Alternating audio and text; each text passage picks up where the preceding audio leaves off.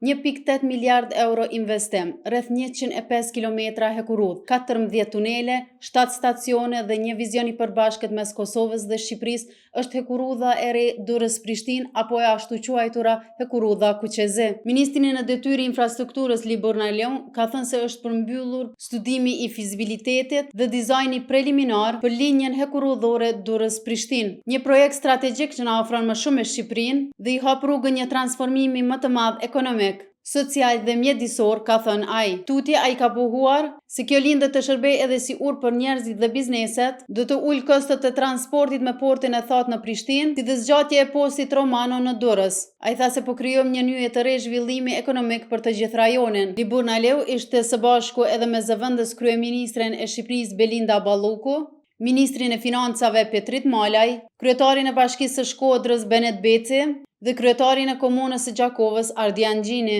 të cilët ishin të pranishëm në studimin e fizibilitetit dhe dizajnit preliminar për këtë linjë hekurudhore mes Kosovës dhe Shqipërisë.